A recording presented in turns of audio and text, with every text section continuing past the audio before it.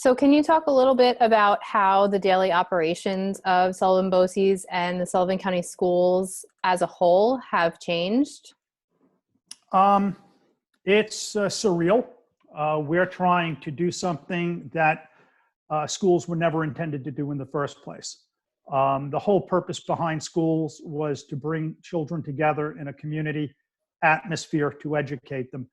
And now we're trying to turn that entire model that has served us so well for over 120 years on its ear and do something completely different.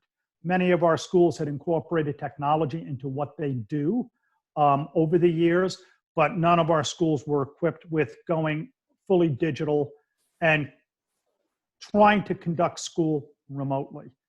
But the key things that we were charged by the state to do was to provide for child care for our essential workers, child nutrition. Okay, what we have to remember is many of the kids in the county during the 10 months of the school year, these are the only reliable sources of food that they have. They get breakfast, they get lunch. And some of our larger districts, Liberty, Monticello, provide food services throughout the summer as well, because we understand how much those children depend on us. And now we're not there. So I'm pleased to say that this was something the governor charged us with. And BOCES, our food service, works with Tri-Valley, Liberty, and Monticello. And in conjunction with those three school districts, we've served over 93,000 meals in the past 4.5 weeks. And that's not the entire county. That's just the portion of the county I have statistics for. So they're really going that extra mile. Rolling V is working with the school districts, providing transportation. Food is being taken out to centralized locations. Some have a grab and go where you're given a time slot and you come in and you pick up your food and you take it home. It's being left out of bus stops. It's being left out in parking lots. So the bus will pull up and people will come up to the bus one at a time and be given their box or their bag to take home with them. And usually what the food services are trying to do is give them several days worth of food so we can cut down on the logistics. And then finally, continuity of education. And as I touched on earlier, that looks very different. We're using Google Classroom. We're using Google Meets. We're using Zoom. We're using products like Blackboard, and we're using a host of online resources to provide as much daily instruction to our students as possible. Many of our school districts have now entered into a schedule phase where you're given a specific time where the kids need to be online and that they need to be available and they need to tune in.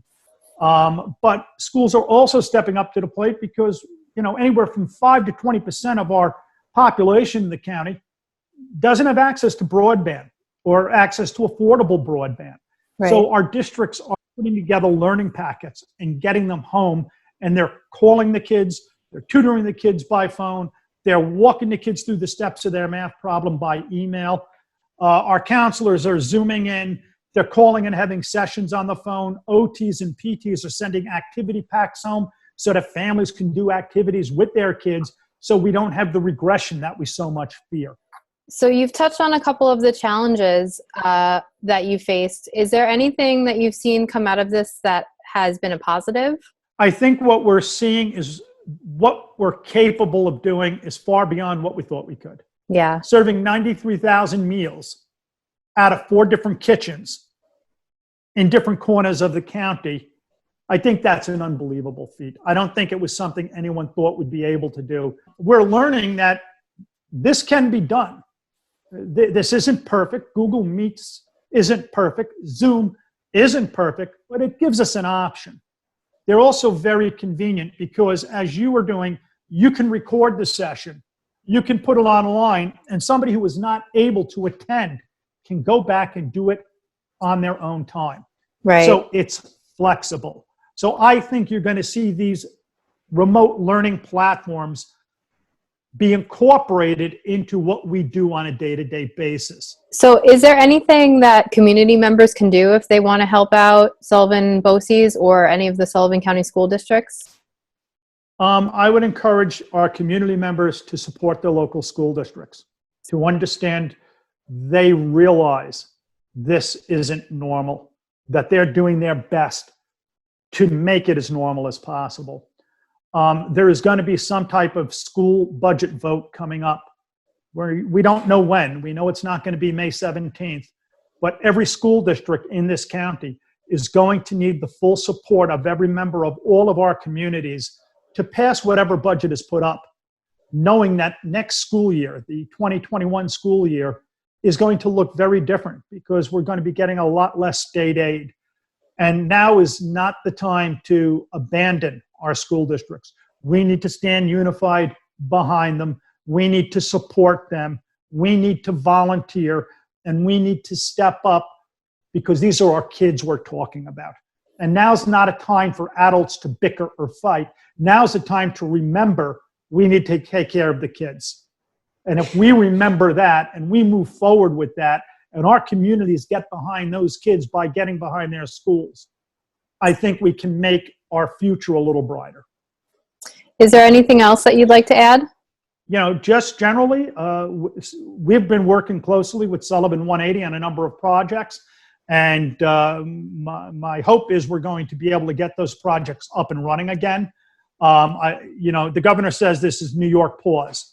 So everything we've been working on collectively, I think, has been a pause as well.